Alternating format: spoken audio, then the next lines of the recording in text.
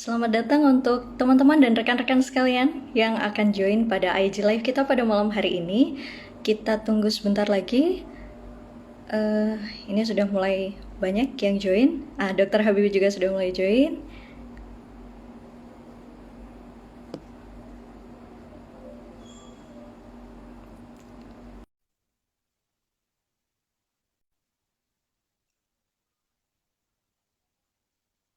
Dokter Habibie, sudah bisa?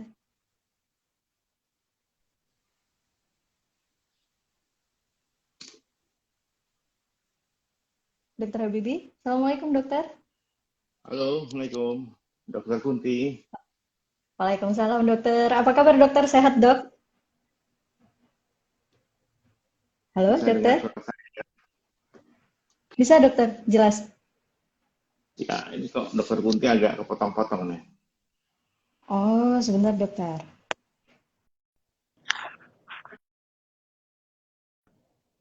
Ya, sudah jelas dokter?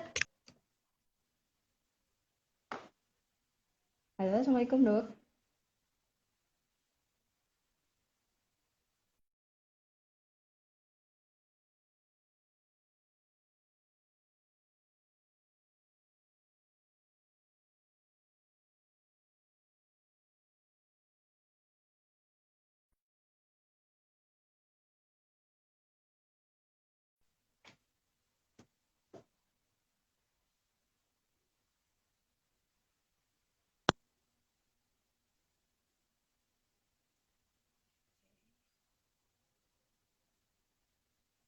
Halo, dokter Habibie. Kayaknya dokter Habibie keputus nih.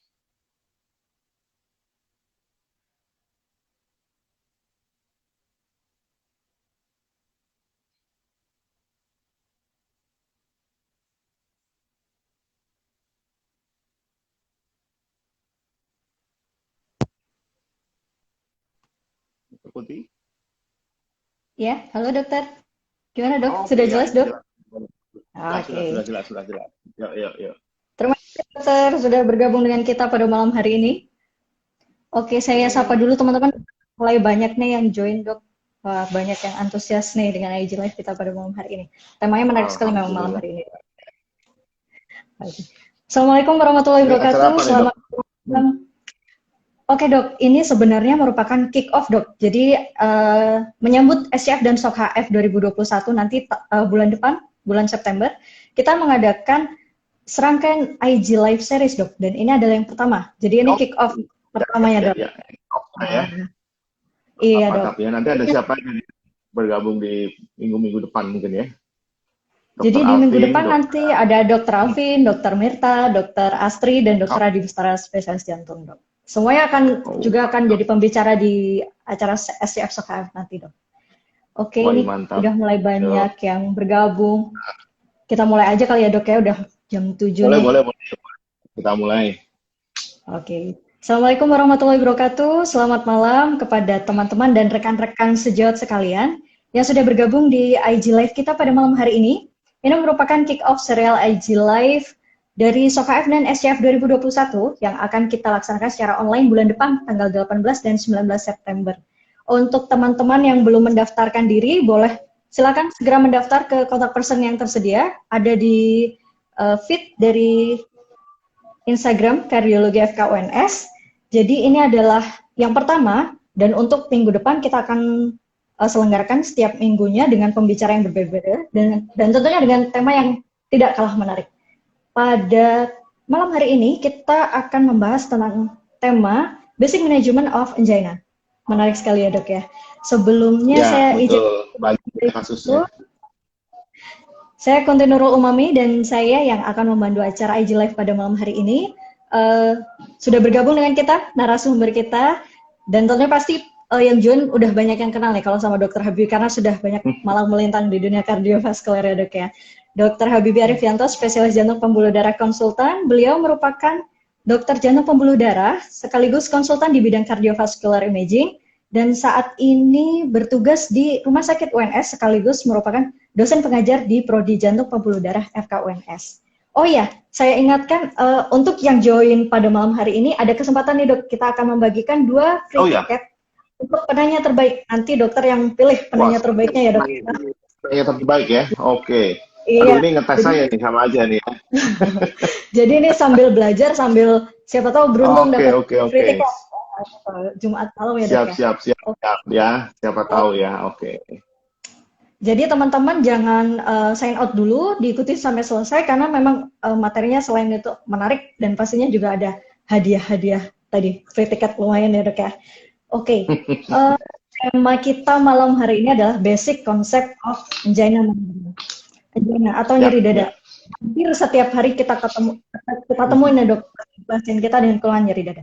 Nah, sebelum kita membahas tentang manajemen atau tata laksananya itu sendiri, harus tahu dong definisi artinya angina itu apa sih dok? Apakah semua nyeri dada itu langsung bisa kita label nih? Oh ya, ini angina atau bagaimana dokter?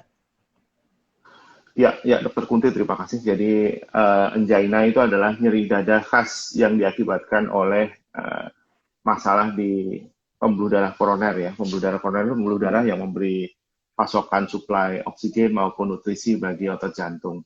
Nah, kalau nyeri dada itu ditimbulkan oleh masalah di pembuluh darah koroner, ya itu namanya angina pectoris secara Ya. bahasa terminologi kedokteran. Ya.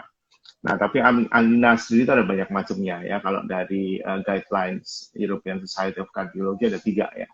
Ada angina tipikal ya, angina pectoris yang tipikal ya, memang khas untuk pasien-pasien penyakit jantung koroner. Ada angina pectoris yang atipikal ya, angina atipikal, dan ada yang non anginal pain ya. Jadi kita wajib tahu tuh semuanya. Ini masuk yang mana nih? Masuk yang tipikal, memang dari koroner, atipikal atau non anginal. Begitu Dokter Kunti kira-kira ya. Nah, kira-kira kalau menyambung dengan penjelasan dokter tadi, kira-kira dari 3 jenis angina itu kita membedakannya bagaimana dok? Apakah ketiganya itu punya karakter tersendiri yang Mhm. mungkin kalau pertama kita ketemu pasien kita sudah ada perkiraan nih, oh ini tipikal, oh ini atipikal, mana yang harus kita follow up lanjut, mana yang mungkin ya kita bisa follow up lebih santai gitu dok. Nah, oke ya. Jadi kalau secara guidelines itu ada tiga hal ya yang perlu kita perhatikan dari suatu sindrom nyeri dada. Yang pertama adalah letaknya di mana, posisinya di mana ya. Nyeri dada khas angina itu biasanya terletak di retrosternal, di belakang tulang dada. Kita nggak bisa nunjuk yang mana biasanya. Ya, Hmm. pokoknya nggak nyaman di sini aja dok, saya nggak nyaman di sini. Entah itu mau panas, entah itu mau kayak ampak, entah itu kayak ditusuk-tusuk ya. Kalau itu kan masing-masing pasien akan berbeda sensasi nyerinya. Ada pasien yang Spesifik ya dok memang ya. nggak terlalu terasa, ya nggak spesifik. Ya. Jadi ada pasien yang misalkan dia diabetes, sudah terjadi neuropati, dia nggak terasa, nggak terlalu bermasalah. Ada yang memang betul-betul ampak sekali, ada yang betul-betul apa namanya panas saja. Ya, jadi masing-masing nggak ada. Yang penting posisinya ada di retrosternal. Kemudian yang kedua yang harus dipenuhi untuk syarat angina adalah dia dipicu oleh insiden ya, insiden entah itu aktivitas fisik ya yang mungkin menyebabkan oksigen demand yang meningkat maupun stres. Stres itu bisa karena stres emosional ya, misalkan pasien marah, kemudian takut ya, atau mungkin stress environment seperti udara dingin. Udara dingin itu kadang-kadang juga menyebabkan vasokonstriksi yang menyebabkan ketidakseimbangan antara oksigen supply dan oksigen demand. Kemudian yang ketiga yang perlu dipenuhi untuk mendiagnosis suatu angina adalah dia berkurang dengan istirahat, ya, berkurang dengan istirahat atau pemberian nitrat ISDN ya kalau kita di Indonesia sublingual. Dia bisa berkurang dengan hilang. Jadi untuk tipikal angina sendiri harus memenuhi 3 kriteria itu. Ya, harus memenuhi 3 kriteria itu. Kalau misalkan cuma 2 kriteria, itu namanya atypical angina ya, atau angina yang tidak tipikal. Ya, kalau cuma satu atau nggak ada sama sekali, itu namanya non-anginal pain. Nah, European Society of Cardiology ya, ESC itu sudah mengeluarkan suatu alat bantu diagnostik ya, namanya angina prioritas probability. Jadi kalau sahabat sekalian, teman-teman sekalian mencari di Google itu ada tuh angina PTP ya, angina prioritas probability, di situ ada tuh Dokter Kunti. Ada satu tabel ya, ada warna-warna, warna hijau tua, hijau muda, kemudian putih. Nah di situ kita bisa tahu tuh, kira-kira ini pasien berapa persen probabilitas nyeri dadanya diakibatkan oleh suatu penyakit jantung koroner. Ya, ada laki-laki, ada wanita, men, woman, kemudian ada range usia, kemudian ada typical, atypical, dan non-anginal pain. Dan sekarang dari guidelines Eropa itu juga memasukkan bahwa dyspnea juga merupakan suatu angina ekivalen. Jadi hati-hati, mungkin pasiennya merasa nyeri dada, cuman gejala yang timbul atau presentasi klinisnya bisa jadi mungkin sesak nafas, ya, misalkan pada pasien-pasien dengan gagal jantung. Begitu Dokter Kunti kira-kira. Oke, siap dok. Jadi mungkin kalau yang baru itu sesak nafas itu tadi ya dok ya. Iya, Jadi bisa jadi bisa dia pertama ketemu dokter, dia keluhkan bukan nyeri dadanya tapi rasa sesak nafasnya. Betul sekali Dokter Kunti. Oke dok. Ya, jadi presentasi klinisnya bervariasi sekali ya. Luas ya dok spektrumnya. Luas. Kalau misalkan nih dok, kalau misalkan pasien itu kita lagi terutama mungkin teman-teman yang di vaskes pertama nih dok, di klinik rawat jalan, seperti itu. Nah kalau misalkan dengan keluhan yang nyeri dadanya tipikal nih, kira-kira yang selanjutnya teman-teman ini rekan-rekan sejawat kita ini lakukan, itu seperti apa dok? Langsung dirujuk ke IGDK atau seperti apa dok? Ya, kalau memang nyeri dadanya tipikal, kita harus pastikan dulu apakah ini suatu sindrom koroner akut apa enggak kan gitu ya, kalau dari guidelines itu. Kalau memang dari nyeri dadanya tipikal, kemudian berlangsung lebih dari 20 menit ya, kemudian dari rekam jantungnya ada ST-T changes ya, ada perubahan segmen ST maupun T, entah itu elevasi, entah itu depresi ya. Nah, maka kita bisa kategorikan pasien ini kemungkinan besar adalah acute coronary syndrome, sehingga kita harus treat sebagai suatu ACS. Ya, mulai dari pemberian dual antiplatelet, ya, loading dose, dan lain sebagainya. Ya, itu mungkin nanti akan banyak sekali dibahas oleh Dr. Heru nanti ya, Dr. Heru di SCF 2021 ya. Ya, Dr. Heru itu nanti akan membawa angina treatment spotlight on myocardial perfusion. Dia akan banyak berbicara mengenai perfusi miokard, dan juga mungkin Dr. Isman Firdaus, dia juga akan berbicara mengenai antitrombotik untuk pasien-pasien ACS ya. Mungkin di situ Dr. Kunti ya. Iya. Jadi ya, nanti akan dibahas lebih dalam ya di SCF. Ya. Itu banyak sekali nanti bicara, ada Dr. Nahar. Dr. Nahar itu akan membahas mengenai role of primary PCI pada ACS. Kapan sih pasien harus Anda rujuk untuk PCI? Kapan sih pasien harus bisa Anda treat sendiri gitu ya. Itu akan dibahas lebih lanjut nanti mungkin di SCF ya. Mungkin teman-teman yang belum daftar bisa daftar nih. Ya, sangat applicable sekali ya. Iya. Betul dok. Karena memang jumlah penyakit jantung koroner sendiri makin, ya walaupun teknik perkembangan di dunia medis, di dunia kedokteran jantung itu makin maju, obat-obat juga makin established gitu ya dok. Tapi pada kenyataannya memang angkanya justru semakin naik karena memang dari faktor genetik, lifestyle, metabolik makin banyak kita pelajari, ternyata makin banyak kita tahu lagi dan makin kompleks lagi obatannya. Betul ya dok ya. Oke dok. Betul. Kalau misalkan kondisinya ACS ya dok aku, tapi kalau misalkan angina pectoris yang stabil dokter, ketika diterima oleh teman-teman kita mungkin di klinik vaskes pertama atau di puskesmas, nah itu kira-kira apa sih yang harus mereka lakukan kalaupun mereka merujuk, itu hasil apa yang kita harapkan? Ya. Jadi sebenarnya saya mau merevisi dulu ya Dr. Kunti, sebenarnya tidak ada kata stabil buat pasien jantung ya. Iya, udah betul. Ya. Yang semula kelihatannya santai-santai aja, mungkin nyeri dadanya cuma 3 menit, 4 menit. Tapi itu ternyata nggak stabil-stabil juga ya, karena suatu saat itu bisa muncul sebagai suatu ACS, ya, suatu sindrom koroner akut serangan jantung ya. Jadi tidak ada kata stabil buat pasien kardiovaskuler.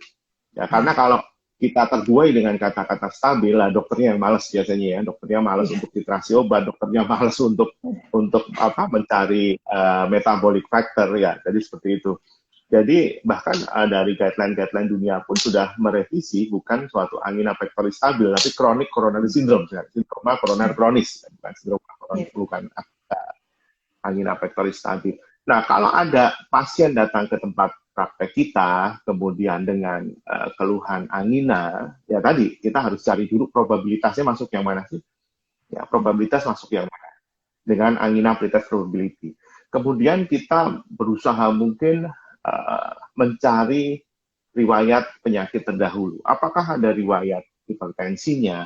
Apakah ada riwayat diabetesnya? Apakah ada riwayat penyakit metabolik lainnya? Ya, kemudian apakah HB-nya juga turun. Jadi banyak sekali faktor-faktor yang memang berpengaruh pada keluhan kronik coronary syndrome itu atau angina pectoris ini. Jadi yang perlu kita lihat adalah yang pertama adalah vital sign. Ya. Mungkin tensinya saat itu tinggi sekali. Ya. Bisa jadi tensi tinggi itu juga mengakibatkan angina. Dari mana? Kok bisa? Yang pertama mungkin afterload-nya terlalu tinggi. Ya, jadi kalau misalkan tensi tinggi, afterload tinggi, otomatis beban jantung untuk pumping darah itu juga akan semakin meningkat. Kalau beban jantungnya meningkat, dia butuh oksigen yang lebih banyak, kan gitu, secara logika. Nah, di saat supply-nya mungkin agak sedikit terganggu, tapi kebutuhan oksigennya meningkat, sehingga akan terjadi imbalance. Terjadi ketidakseimbangan antara oksigen supply dan oksigen demand. Disitulah itu. Ya, itu dari vital sign. Kemudian dari pemeriksaan fisik, mungkin sehat-sehat sekalian bisa melihat ini pasien ada dehidrasi nggak? Ya. Dehidrasi juga bisa memicu angina. Ya. Dalam kondisi dehidrasi, mungkin tensinya drop, ya, perfusinya juga bermasalah, angina bisa muncul. Ya. Atau mungkin ada anemia, ya, konjungtivanya anemis sekali. Konjungtiva anemis, oksigen carrying capacity-nya bermasalah, bisa menimbulkan angina. Ya. Terus kemudian dilihat pemeriksaan fisik jantung. Ada nggak kardiomegali? Kardiomegali, oksigen demand yang meningkat itu juga bisa mengakibatkan angina. Ya. Jadi banyak sekali faktor-faktor yang bisa kita lihat. Kemudian ke pemeriksaan penunjang, saudara bisa melakukan EKG. Ada nggak apapun abnormalitas EKG? Mulai dari adanya ST depresi, ya, ST elevasi mungkin, ada T inversi, mungkin ada aritmia, atrial fibrilasi yang rapid, ya, atau denyut jantungnya cepat sekali, itu juga bisa mengakibatkan angina karena kebutuhan oksigen yang meningkat. Ya, kemudian kita bisa melakukan cek laborat. Laboratnya apa? Gula darah. Gula darah yang tinggi itu juga bisa mengakibatkan hemokonsentrasi, kemudian bisa mengakibatkan angina, ya, karena kebutuhan oksigennya yang terlalu meningkat, ya, sehingga ada imbalance. Kemudian bisa cek fungsi tiroid yang tinggi, tirotoksikosis kah mungkin, atau takikardi angina itu juga bisa mengakibatkan nyeri dada. Jadi banyak sekali faktor yang bisa memicu nyeri dada. Ya, pada dasarnya adalah kita harus mencari di manakah letak ketidakseimbangan oksigen supply dan demand-nya. Apakah supply-nya yang bermasalah, ataukah demand-nya yang terlalu berlebihan. Mungkin begitu, dokter. Siap. Jadi intinya adalah imbalance antara yang dibutuhkan dan yang disuplai, ya, gitu ya, Dok, ya? Betul, betul. Gitu. Nah, jadi mungkin jangan melulu menyalahkan supply-nya, ya. Jangan melulu menyalahkan supply-nya. Oh, ini koroner yang bermasalah. Oh, belum tentu. Bisa jadi demand-nya yang terlalu tinggi, ya. Iya, gitu. Bisa jadi kebutuhannya yang memang terlalu tinggi, ya, Dok. Ya. Oke. Jadi tadi dokter banyak menyinggung tentang PTP score itu tadi, ya, Dok. Kalau PTP score sendiri berarti kan semua bisa pakai karena itu instrumennya sangat mudah dan teman-teman bisa aplikasi langsung, ya, Dok, ya. Jadi tinggal kan pasiennya perempuan atau laki-laki, usianya berapa, lalu kita masukkan apakah dia tergolong yang dia anginal, non-anginal, atau mungkin atipikal, begitu ya, Dok, ya? Betul, betul. Oke. Ya. Jadi dokter, itu sangat membantu kita sekali kalau di primary care itu, skor itu. Ya, karena sangat aplikatif dan bisa kemana-mana, ya, Dok, nggak perlu pakai alat mungkin. Nah, ini dokter, Dokter, ini kita langsung sambil jawab pertanyaan mungkin, ya, Dok, ya, dari peserta. Ini sudah ada pertanyaan dari ini Dokter Wiji Hastuti 89, Dokter. Izin bertanya, Dok. Pasien ACS, kemudian kami berikan ISDN sublingual. Kemudian pasien shock, tensinya turun sampai 60 per palpasi. Apa, Dok, yang harus dilakukan? Wah, ini itu ya. ISDN. Jadi ya kadang-kadang kita juga sering menemukan pasien seperti ini ya. Yang pertama Iya. adalah kita harus tahu dulu kalau ACS itu, makanya tadi jangan sembarangan memasukkan obat sebelum kita mengetahui betul masalah utamanya di mana ya. Mungkin yang jadi masalah adalah ini pasien ada beberapa tipe infark ACS ya, di mana kalau infark itu mengenai ventrikel kanan atau right ventricular infarct, itu biasanya kita bisa lihat di EKG kalau ACS itu 2-3 AVF, kemudian kita harus pastikan yang bagian right precordialis bagaimana, ada nggak ST elevasi. Kemudian kalau setelah kanan kita cek, ada nggak posterior ST elevasi. Ya, kalau misalkan ACS inferior kita tidak mengecek kanan, kita tidak mengecek bagian posterior, kita cuma Indonesia Raya aja, semua pasien ACS dada kita kasih ISDN, nah itulah malapetaka bisa terjadi ya. Mungkin kalau ACS-nya bagian anterior V1, V4, V1 sampai V5, V6 itu tidak masalah untuk apabila kita berikan ISDN, kecuali memang pasien dalam kondisi shock. Anterior dengan shock kardiogenik ya kita nggak boleh, haram hukumnya ISDN. Ya. Tapi kalau misalkan inferior, mungkin tensinya bagus, kemudian ada right ventricle infarct, kebetulan ada RV infarct, dan Anda berikan ISDN, otomatis tensi langsung bisa drop. Kenapa? Karena adanya masalah kontraktilitas pada ventricle kanan. Kalau masalah kontraktilitas pada ventricle kanan karena infark, ventricle kanan itu sangat preload dependent. Ya, preload dependent. Jadi dia sangat butuh sekali preload untuk bisa membantu mengalirkan darah dari ventrikel kanan ke paru-paru kemudian ke jantung kiri. Nah, kalau misalkan pompanya sudah bermasalah karena infark, kemudian kita berikan ISDN, ISDN itu sifatnya arteriodilator dan ada venodilatornya juga.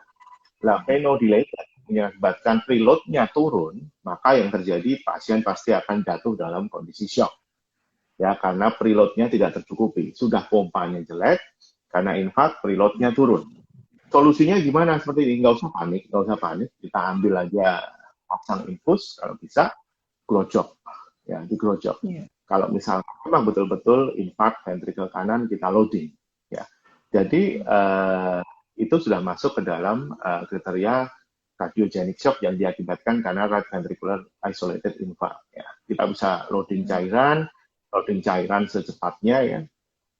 Untuk bantu apa? Untuk membantu hydrostatic pressure dari cairan yang kita masukkan itu membantu preload kembali, walaupun memang sudah terjadi vasodilatation di venodilatation ya, preloadnya akan terganggu.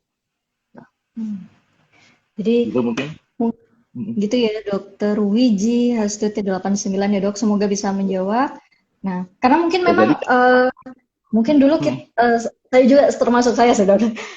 Dulu di kalau dokter umum memang anginnya pertama ISDN gitu Dok. Nah, jadi kadang pun sampai sekarang kalau misalkan kita nerima pasien dari rumah sakit yang mungkin perifer atau mungkin dari puskesmas dengan keluhan nyeri dada, biasanya kalau misalkan dia dalam kondisi yang CCS atau tadi dokter bilang chronic coronary syndrome ya Dok, kebanyakan hampir semuanya itu pasti on ISDN rutin Dok. Hampir semuanya. Jadi mungkin kalau bisa saya tanyakan dari dokter sebagai spesialis jantung melihat posisi ISDN pada terapi chronic coronary syndrome itu sebenarnya seperti apa Dok? Kalau untuk panduannya yang sekarang itu seperti apa Dok? Oke. Ya, baik. Jadi kalau kita bicara sesuai panduan dari chronic coronary syndrome, ISDN itu posisinya sebenarnya tidak ada. Jadi ISDN itu hanya untuk bailout. Ya. Nitrat yang dipakai pada chronic coronary syndrome itu adalah long acting nitrates, ya, LAN. Ya. Jadi nitrat yang kerjanya lama, bukan sublingual. Kalau mau cepat ya bisa pakai nitroglycerin, ya, bukan ISDN sebenarnya. Tapi mau gimana lagi, di Indonesia adanya ISDN kan gitu ya. Sebenarnya itu pun juga masih dalam lini kedua dari penanganan angina chronic coronary syndrome. Yang pertama apa? Yang pertama ya kita harus evaluasi tadi dulu. Kita harus pastikan metabolismenya aman, metaboliknya aman, faktor-faktor metabolik. Kemudian kita harus pastikan tensinya juga sesuai dengan target. Jadi jangan dulu masuk ISDN. Ya. Kalau misalkan pasien angina datang ke tempat Anda, tensinya masih 160/90, ya turunkan dulu tensinya. Dengan penurunan tensi, nyeri dada juga bisa berkurang loh, bukan hanya nitrat. Boleh nggak kasih nitrat pada saat itu? Boleh, silahkan. Asal Anda juga ngurusi juga tensinya, jangan hanya pemberian ISDN. Gitu ya. Kemudian, misalkan pasien datang ke Anda, heart rate-nya masih lari di 111, 112. Boleh nggak kasih ISDN? Boleh, silahkan. Cuman heart rate-nya juga harus Anda urusi loh. Anda bisa berikan beta blocker sebagai lini pertama. Ya. Beta blocker itu bisa Anda optimalkan sebagai lini pertama anti-angina kalau dari guidelines. Kemudian Anda bisa pakai CCB yang non-dihydropyridine. Ada diltiazem, ada verapamil, itu juga bisa digunakan sebagai anti-angina.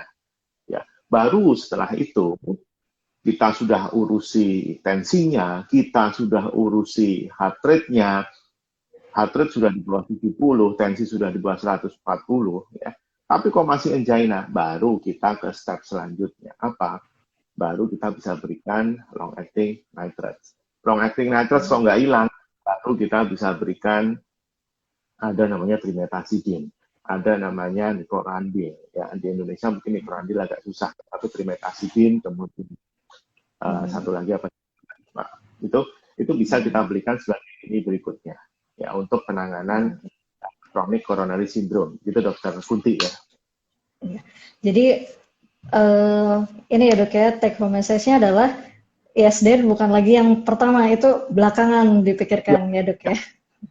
Ya, karena begini Dokter. Jadi ISDN itu juga buah si malakama ya. ISDN itu bagikan kita mengimpor nitrat kan gitu ya. Mengimpor nitrogen masuk ke dalam tubuh, eksogen, nitrat eksogen. Padahal tubuh kita sendiri itu kalau pembuluh darahnya bagus, dia akan menghasilkan nitrit oxide sebenarnya. Ya, dimana kalau endotelialnya bagus, nitrit oxide-nya terproduksi dengan bagus, otomatis nitrit oxide itu merupakan vasodilator alamiah yang sangat poten sekali. Dengan catatan endotelnya bagus, kan gitu ya, dengan catatan endotelnya bagus. Padahal pasien-pasien jantung koroner itu sudah terjadi disfungsi endotel. Benerin endotelnya dong. Benerin endotelnya. Kita punya banyak sekali obat untuk membenarkan endotel. Apa contohnya? 1, statin. Statin itu fungsinya untuk memperbaiki disfungsi endotel. Dia punya pleiotropic effect. Berarti statin juga bisa untuk anti-angina, bisa secara nggak langsung. Dia memperbaiki fungsi endotel yang sehat akan memproduksi nitrit oxide menyebabkan vasodilator, kan gitu. Ya, betul. Kemudian yang kedua, Anda bisa pakai ACE inhibitor. ACE inhibitor, dia bisa mencegah pemecahan bradikinin. Bradikinin juga bisa meningkatkan produksi nitrit oxide melalui nitrit oxide sintetase. Endotelnya bisa bagus, bisa. Nitrit oxide-nya bisa keluar, bisa. Jadi, Anda bisa menggunakan ACE inhibitor, bisa menggunakan statin pada pasien-pasien angina, bisa dengan beta blocker, bisa dengan. Jadi banyak sekali. Nah, ini ISDN jangka panjang itu yang nggak bagus. Misalkan, banyak sekali saya dari sejawat, kiriman sejawat, pasien anginanya sudah luar biasa. Dapatnya apa? Nitrat long acting, sehari 2 kali. Masih ditambah ISDN kalau perlu. Waduh, itu yang bahaya. Kenapa? Karena nitrat yang terlalu berlebihan, tanpa ada periode free nitrates periods ya, dalam 24 jam, Anda kasih nitrat terus, ISDN dikasih, long acting nitrates dikasih, yang terjadi adalah tubuh akan membentuk suatu zat yang disebut peroxynitrates. Nah, peroxynitrates itulah merupakan vasoconstrictor, malah bikin nyeri dada. Ya, selain itu apa? Selain itu jadi dia resisten terhadap nitrat. Suatu saat dia serangan, naudzubillah, dia nggak akan bisa mempan untuk apabila kita kasih nitrat. Karena sudah terbentuk nitrat yang selalu berlebihan, gitu Dokter Kunti. Oke, itu bahaya juga ya Dok ya. Jadi penggunaan nitrat short acting jangka panjang. Itu yang nggak bagus. Oke, jadi untuk ini take home message teman-teman semua bahwa memang ISDN bukan lagi yang pertama untuk dipikirkan ketika kita menghadapi seorang pasien dengan angina. Kita harus lihat background-nya dulu, kita harus lihat kondisi klinik dulu, komprehensif gitu ya dok ya. Oke. Ya, dokter, betul. Ini ada pertanyaan lagi dari dokter Hadiana.a. Izin dokter bertanya, kadang saya merasa bingung masalah onset saat mendapatkan pasien dengan keluhan nyeri dada. Info dari pasiennya, nyerinya sudah 3 hari lalu, tapi EKG-nya gambaran onsetnya kurang dari 12 jam. Nah, iya dok, kadang ini juga membingungkan. Apalagi kalau mungkin mungkin terkendala bahasa atau mungkin pasiennya sudah tua, kita anamnesisnya agak-agak rancu nih. Pasiennya bilangnya udah lama nyeri dadanya, tapi kok ST elevasinya masih jelas, masih nangkring-nangkring gitu ya dok ya. Nah, itu gimana kita menyikapinya dok? Ya, menyikapinya adalah apakah Anda sudah melakukan anamnesis dengan baik. Ya, mungkin nyeri dadanya yang 3 hari yang lalu adalah angina pectoris unstable atau unstable angina atau NSTEMI lah pada saat itu. Ya, tapi kalau Anda bisa anamnesis dengan baik, kenapa 3 hari kok nggak dibawa ke rumah sakit? Mestinya kan seperti itu. Kenapa kok dibawa rumah sakitnya di hari ketiga? Pasti ada episode perburukan dari nyeri dadanya. Ya, episode perburukan nyeri dadanya. Gali terus dapat-dapatnya. Bapak yang paling nyeri kapan dari 3 hari itu? Ya, biasanya kita dapat di situ. Oh, nyerinya baru 6 jam yang lalu dok. Waktu saya mau sholat tahajud, saya tiba-tiba nyeri. Luar biasa nyerinya. Dari 3 hari yang lalu. 3 hari yang lalu sih nggak seperti semalam. Ya. Nah, itu biasanya kita dapat di situ. Tapi, bisa nggak tidak mendapatkan informasi? Bisa. Misalkan pada pasien-pasien dengan diabetes, ya, dengan background diabetes, atau pasien-pasien wanita usia tua, ya, biasanya nyeri dadanya memang atipikal. Otomatis apa yang bisa kita jadikan patokan? Satu EKG. Kalau elevasinya masih nangkring, belum ada terbentuk Q patologis, masih T-nya hyperacute, ya, atau mungkin kalau sudah terbentuk Q, ya dia T-nya belum bifasik T, ya kita bisa asumsikan itu adalah onsetnya masih kurang dari 12 jam. Nanti diperkuat lagi dengan pemeriksaan enzim.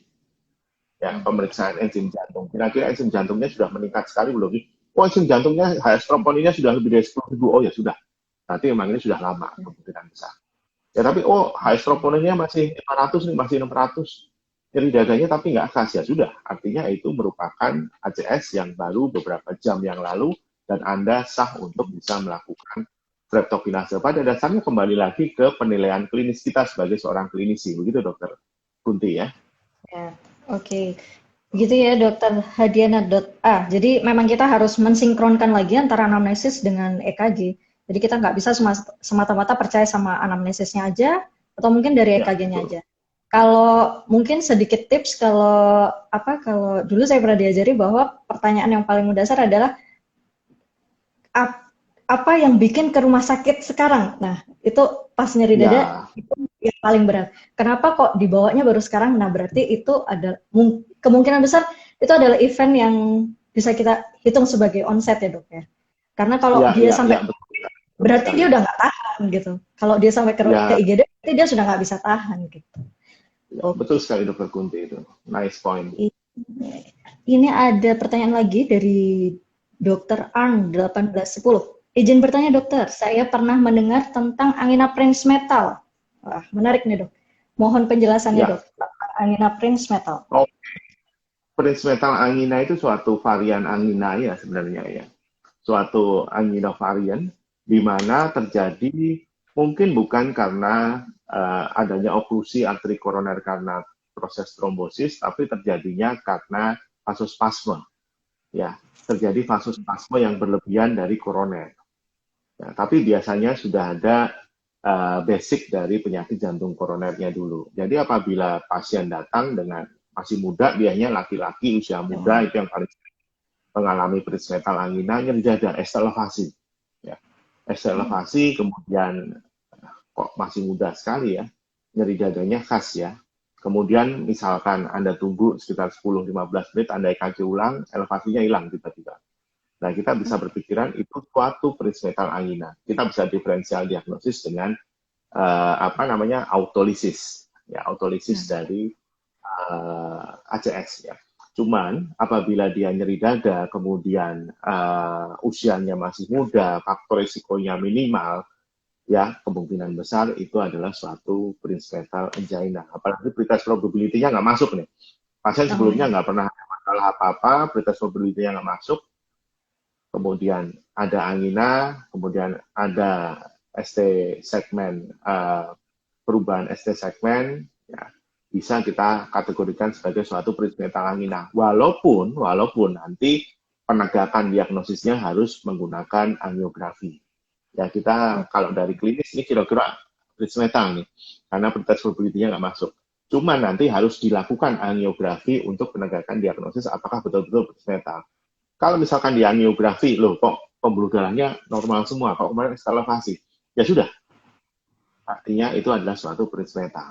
Nah sekarang yang kita hadapi adalah di dalam praktek klinis Anda adalah kalau ada pasien nyeri dada tipikal, kemudian usianya kita nggak memandang berapapun, kemudian ada ST elevasi, boleh nggak di streptase? Boleh. Ya, karena sudah masuk ke dalam kategori ACS. Entah itu princeps, entah itu bukan. Kalau ada di depan Anda ST elevasi, kemudian troponinnya naik, kemudian ada nyeri dada tipikal, ya sudah silahkan aja. Anda lakukan apa yang seharusnya Anda lakukan dalam guideline ACS. Ya. Toh Anda menemukannya ST elevasi. Walaupun nanti setelah Anda mungkin streptokinase, Anda dapatkan ST elevasinya sudah hilang, kemudian Anda melakukan kateterisasi, ternyata pembuluh darahnya mulus-mulus saja, tapi di awal Anda mendapatkan itu pasien serangan. Gitu. Ya. Ya, dan mungkin pada kondisi seperti itu kita bisa berpikiran kalau itu memang Anda lebih mengarahkan ke angina princeps, ya kita menggunakan CCB karena obatnya cuma CCB itu. Ya. Ya itu. Berarti bedanya di CCB karena dia memang vasospasma ya dok ya. Jadi yang kita butuh ya vasospasma. Apa yang kita bikin dilatasi gitu. Oke, terima kasih dok. Ya dok ya. Ini pencerahan banget. Ini selanjutnya ada pertanyaan lagi. Banyak banget nih dok yang tanya. Ada dari Dr. Sinta Sylvia _N. Izin bertanya, bagaimana dokter cara membedakan ACS dengan angina pectoris stabil yang CCS 4? Wah ya agak susah itu dok. CCS 4 berarti dia dengan istirahat aja udah nyeri dada dok.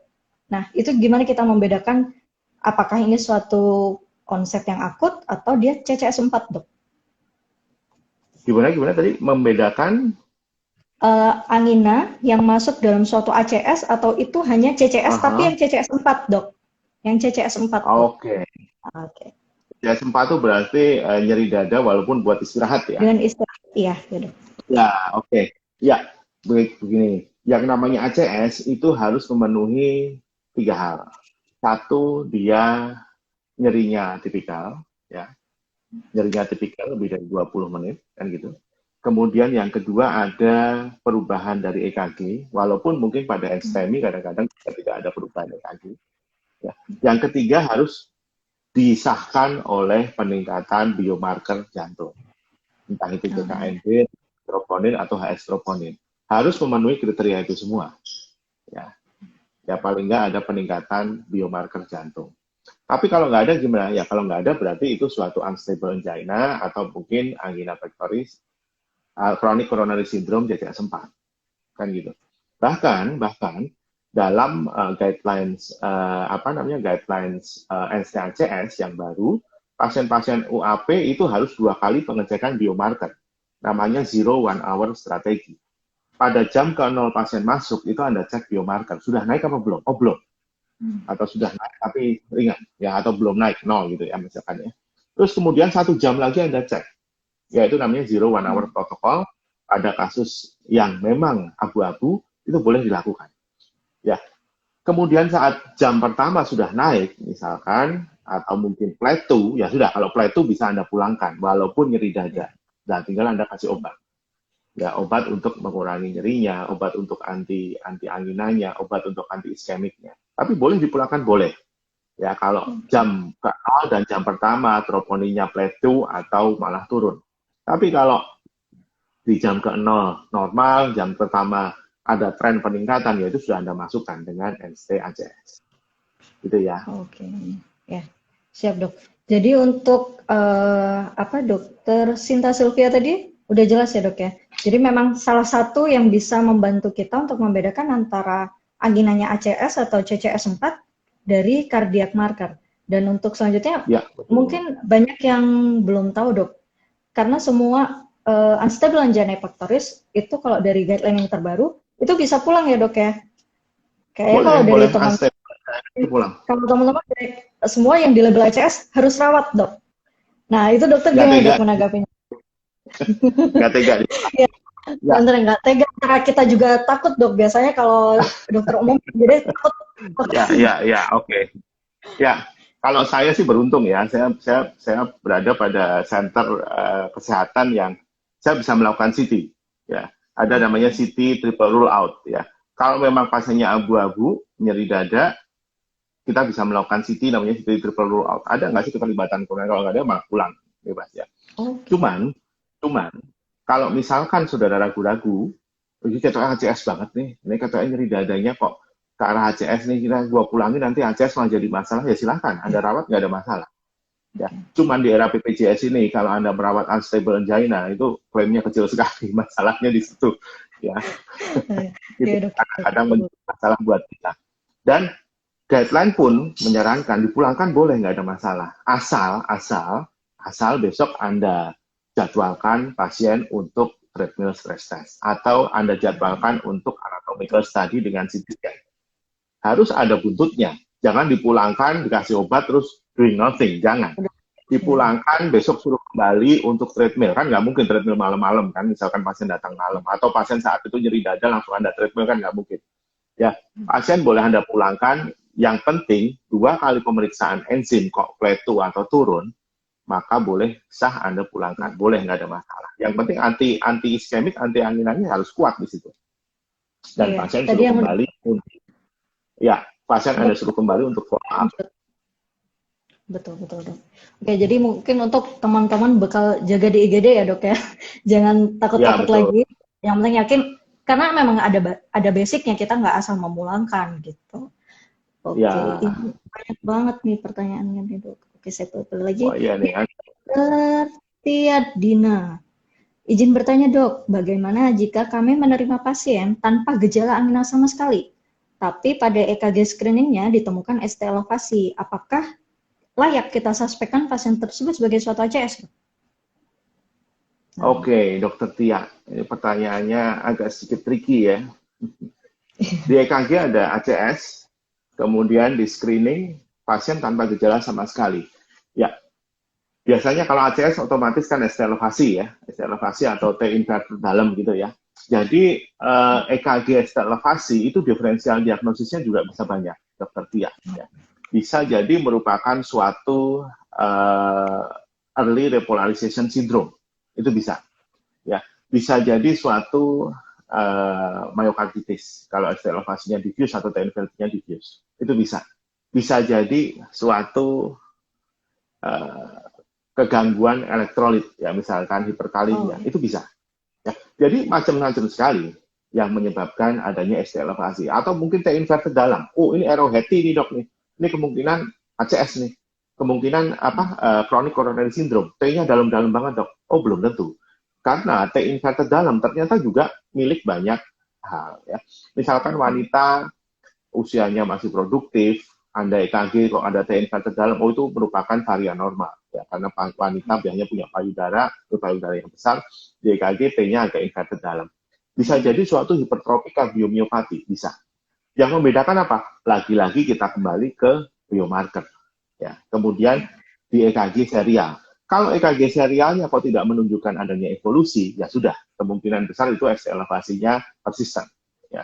Misalkan ini pasien dulu pernah elevasi, sekarang ada LV aneurism, kok ST elevasinya persisten? Karena tidak ada perubahan di jam pertama, jam kedua. Kemudian yang bisa kita cek adalah biomarker. ST elevasinya itu menimbulkan peningkatan biomarker enggak? T inverted dalamnya itu menimbulkan gangguan biomarker enggak? Kan gitu. Ya, jadi itulah alat-alat bantu diagnostik yang bisa kita gunakan. Jadi jangan terpengaruh, oh cuma EKG doang, enggak bisa. Ya, banyak faktor yang kita bisa cari ya. Begitu juga dengan faktor risiko. Gali faktor risikonya ada nggak yang ke arah koroner, gitu dokter Kunti kira-kira. Iya, siap dok. Jadi memang estelafasi itu nggak cuma punya STEMI. Jadi memang Oh banyak betul. LV aneurism ada, myokarditis ada, dan apa persisten ST elevasi juga bisa. Atau repolarisasi ya dok ya, sindrom. Ya, ya, ya. Early repolarization Terus syndrome. early repol, ya betul dok. Dokter, ini ada satu lagi pertanyaan dari dokter Atika Winda. Izin bertanya dok, pasien mengeluh sesak, tensinya 140/90. Pasien tidak mengkonsumsi obat antihipertensi, tidak ada RBH, tapi anamnesisnya mengarah ke heart failure. Perlu diberikan furosemid nggak dok? Wah, cocok nih. Dokter sebagai ahli heart failure dok. Atau pertimbangkan Wah, tapi antihipertensi dulu dok. ya, sesak tensi 140, pasien tidak Nggak ada mengkonsumsi antihipertensi. RBH, tapi Anamnesis anamnesis mengarah ke heart failure. failure. Mungkin maksudnya Ya, anamnesisnya ada DOE, ada PND gitu-gitu ya dok ya, ada ya, ortopneu. sebenarnya besok Sifat akan dibahas lebih lanjut di apa di shock Road HF. to SCHF dengan Dr. Mita ya. Heart failure where Iya, we know. pasti ada AG Live. Saya buka sekarang aja sedikit ya. Sedikit. Jadi kalau misalkan ada dapat tensi 140/90, kemudian tidak ada riwayat hipertensi, kemudian pasien nggak ada RBH ya, kemudian Iya. anamnesis dengan heart failure. Bisa nggak ini pasien heart failure atau enggak? Ya, pada dasarnya ada yang disebut sebagai heart failure dengan preserved ejection fraction. Ya, atau mungkin ini sudah heart failure dengan reduced ejection fraction. Kita nggak tahu. Masalahnya ini informasinya juga kurang komplit. Yang pertama mungkin kita bisa lihat dari usianya. Usianya ada nggak ke usia-usia ke arah pasien pos sudah ada faktor resiko untuk ke arah koroner atau ke arah heart failure.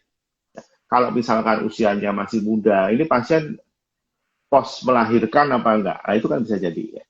Pasien dengan peripartum kardiomyopati mungkin. Atau pasien mungkin semut-semut aja, nggak ada masalah, tensinya 140, tapi kok anamnesis failure. Ya kita lihat pemeriksaan fisiknya. Pemeriksaan fisik jantungnya besar apa enggak? Oh jantungnya kecil. Oh kemungkinan bisa jadi ini suatu heart failure dengan preserved ejection fraction. Ya, heart failure dengan fraksi ejeksi yang masih bagus. Ya. Bisa jadi karena macam-macam. Nggak cuma karena hipertensi. Ada namanya infiltrative cardiac disease. Misalkan cardiac amyloidosis. Misalkan apa namanya ada apa sarkoidosis dan cardiac sarkoidosis. Dan jadi pertanyaan, boleh diberikan furosemid apa enggak? Kalau heart failure preserved ejection fraction, furosemid boleh Anda berikan. Untuk apa? Untuk symptom relieving. Untuk mengurangi simptom, nggak ada masalah. Kalau memang Anda yakin itu klinisnya suatu heart failure, silahkan Anda berikan furosemide, tidak ada masalah. Ya, dengan catatan ya Anda tidak boleh terlalu force untuk diuresisnya, apalagi kalau jantungnya kecil.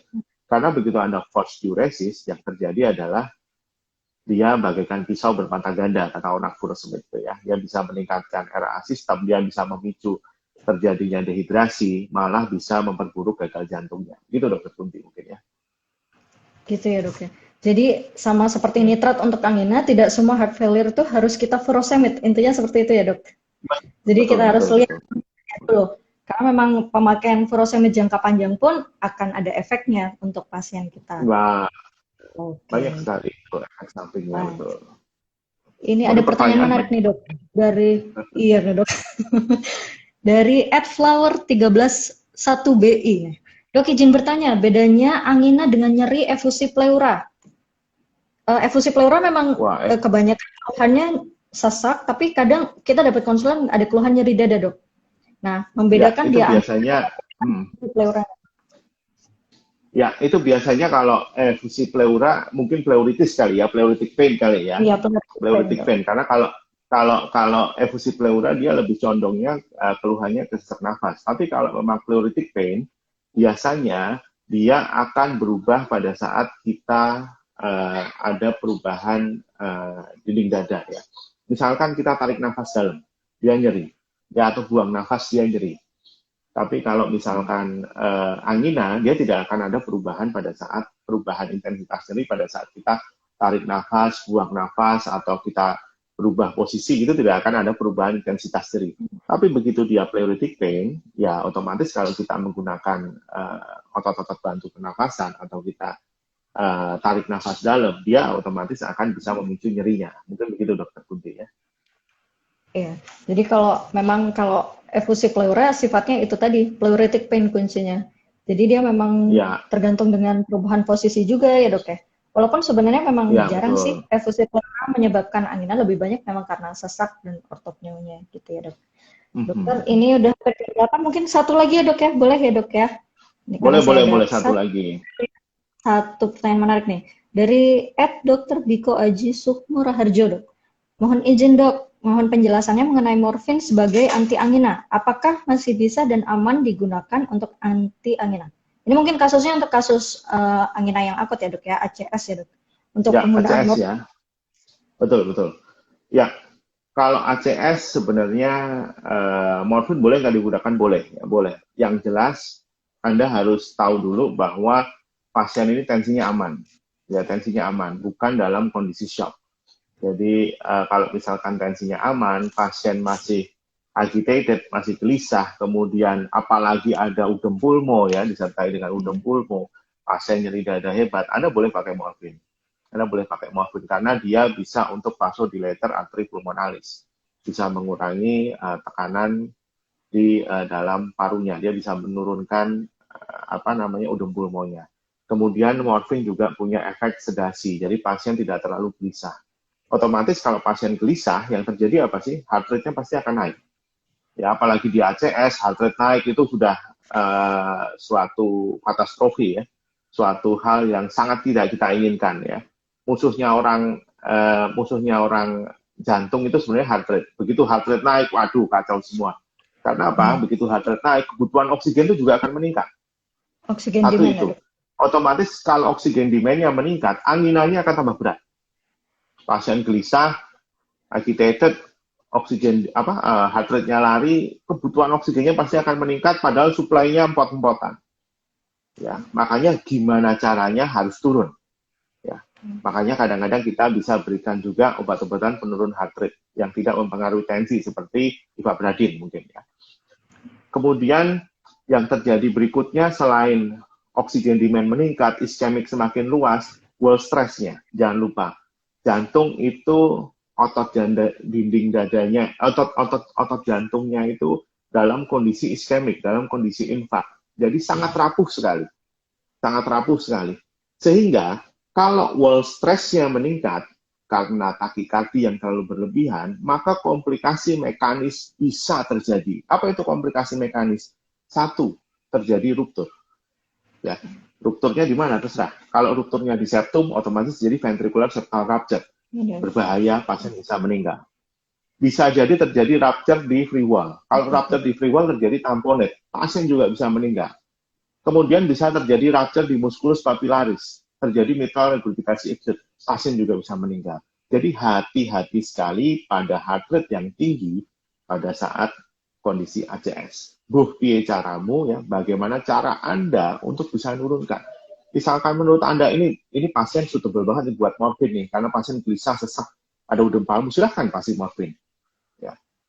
Selain dia bisa menurunkan blood pressure di arteri pulmonalis, kemudian vasodilators ya, terus dia bisa menurunkan kecemasan, dia bisa untuk pasien juga biar bisa tenang, ya itu lebih bagus ya silahkan Anda bisa berikan. Selain Anda berikan terapi-terapi anti iskemik yang lain tentu saja gitu ya. Mungkin ini maksudnya Dokter Biko Aji merujuk pada dulu kalau kita belajar Monica ya dok singkatannya, M-nya di pertama itu Monaco ya, Monaco betul. Ya. Nah, jadi pertamanya di morfin dulu. Mungkin kalau morfin selain apa yang sudah dokter sampaikan tadi, untuk pemberian morfin kita harus pastikan kita punya antidotumnya ya dok ya. Karena kalau ya betul. wah malah 12 pasiennya. Oke. Ya, tapi hati-hati ya, pemberian morfin itu juga sangat dos dependent sekali ya. Hati-hati, harus pelan-pelan sekali, harus Anda titrasi, harus diencerkan, diinjeksikan pelan-pelan. Bolusnya pelan sekali, ya betul. Pelan sekali ya, memastikan semuanya aman. Ya. Iya, siap dokter. Dokter ini sudah hampir jam 8. Sebenarnya masih ada beberapa Oke, pertanyaan, tapi mungkin bisa disimpan masih banyak untuk banget. HF 2021-nya ya dok ya. Ya, Untuk betul, betul. Ya, betul. teman-teman Ya, yang jadi kalau yang memang mau tahu lebih lanjut, daftar harus SOK ikut. HF dan SCF Ya. 2021, betul. Ya, ibaratnya ini cuma teaser aja ya dok ya. Kalau teasernya sudah semenarik ini, pasti acaranya lebih lengkap lagi, lebih Wah, komprehensif acaranya lagi. luar biasa. Harusnya luar biasa ya, dari 4 tahun, 5 tahun kita mengadakan ini, responnya memang luar biasa dan konten Antusiasmenya ilmiahnya tinggi banget.